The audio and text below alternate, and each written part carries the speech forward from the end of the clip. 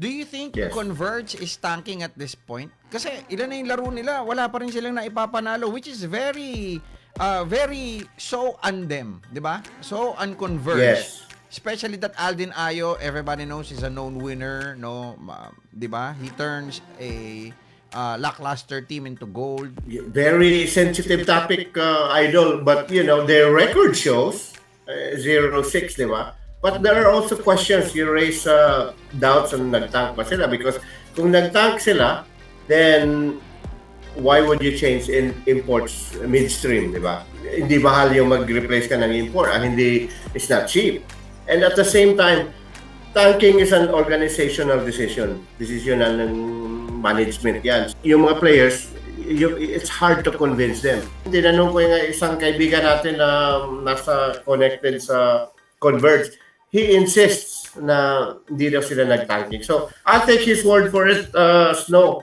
But then, again, the numbers don't lie too. So, it's 0-6. May rason ba para ang Converge mag-tank?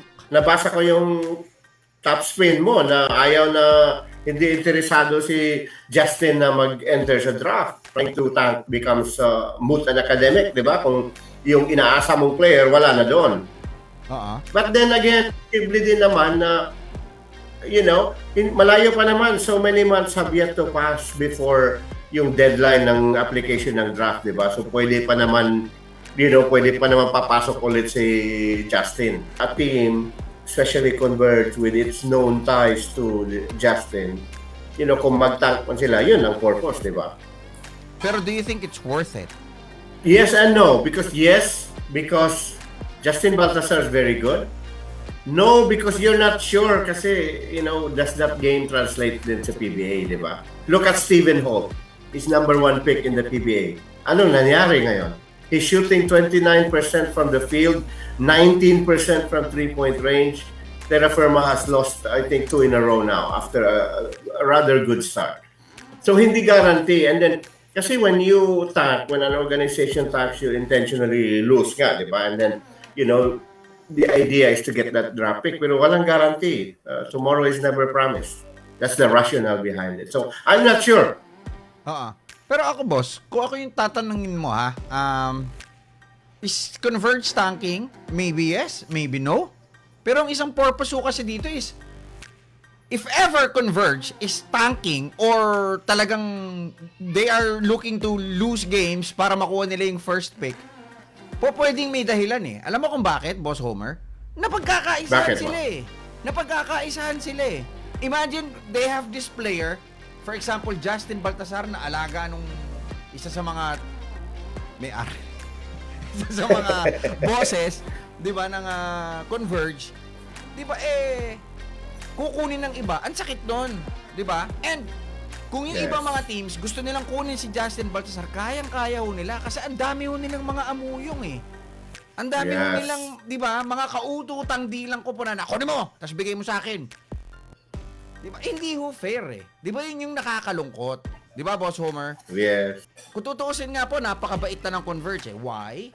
Kasi nung pumasok sila sa kuponan, when they acquired yung team na Alaska, hindi ho sila nangingi ng direct hire. Which is a rule. Yes. If I'm not mistaken, sa PBA, hindi ho nila in-exercise yun. All because they want to be fair. They want to continue with the integrity, di ba, introduced by Alaska to that franchise.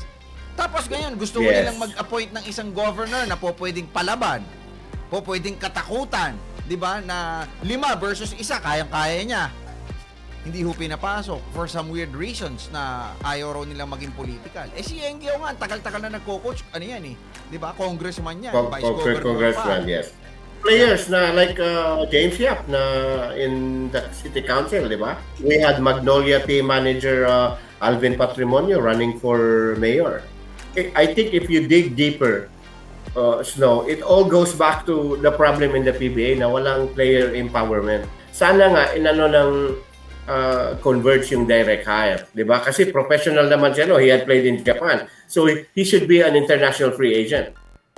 Like Kai Soto. Like, tingnan mo si Kai Soto, he's viewed by the NBA as an international free agent. So, any team can sign him. Any of the 30 teams in the NBA can sign him. But si Justine, hindi pwede. Di ba? Oo. Why is a guy who had already played professionally overseas still has to enter the draft? Di ba? So yun, walang player empowerment. Assuming na nagtatanking po sila for them to get the top pick ng next year's draft, paano kung biglang mag-implement ng rules ulit itong PBA ng lottery? Go ahead. Kunyari, dalawa kami ni Homer. Yung team ni Boss Homer, siya po yung may pangalawa sa may pinakapangit na record. Tapos yung akin yung may pinakapangit na record.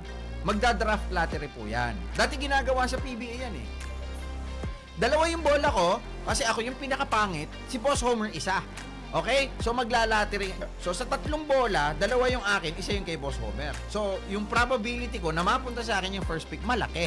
Pero may chance pa rin na mapunta kay Boss Homer. So, iyan yung isang dapat linawin ng Converge dito. Kaya lang, I don't know if they still have the time to ask, no? Diba? And the opportunity to ask this na, meron pa ba tayong lottery? Kasi any moment na, nababago yung rules eh. 6-9 yung import ngayon, boss. Frozen ka, boss. Systemic yung problem ng PBA. They just change rules on the fly. Kasi memo lang eh. Pwede sila mag-memo. They can meet and, the rich, powerful teams have the majority in the governor's board of governors. So, madali lang. Yun ang problema. And if they want to stifle one team, in this case, Converge, kung may balak naman na stifle ng kayang-kaya nilang gawin. Yun ang problema.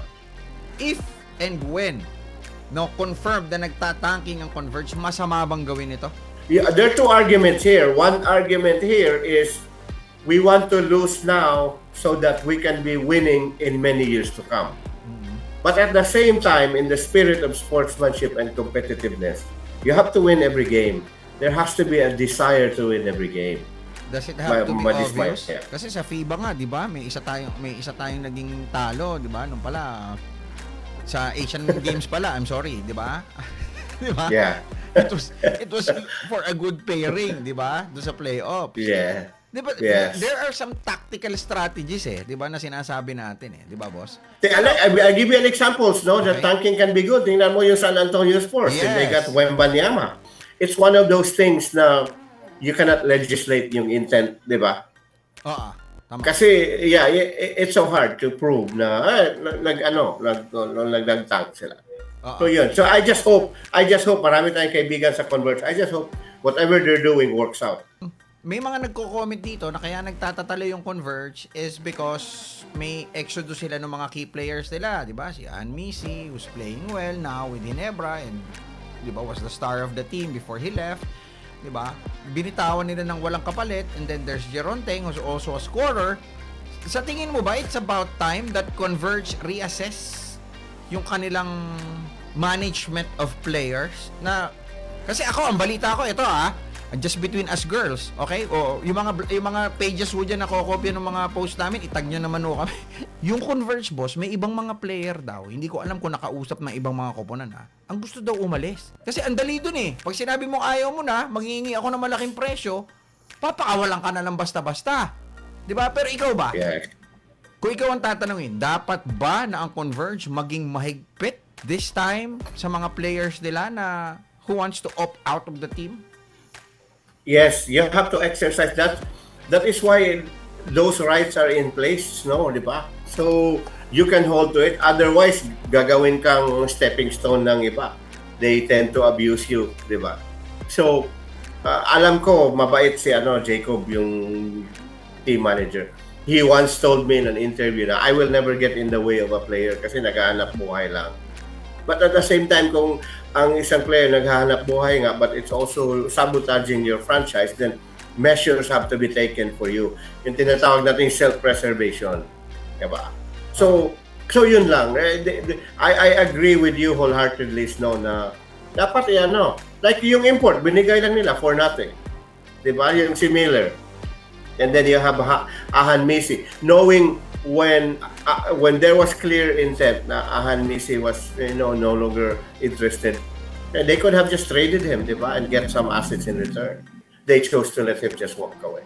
So yun ang I think that kailangan nilang mas maging stringent.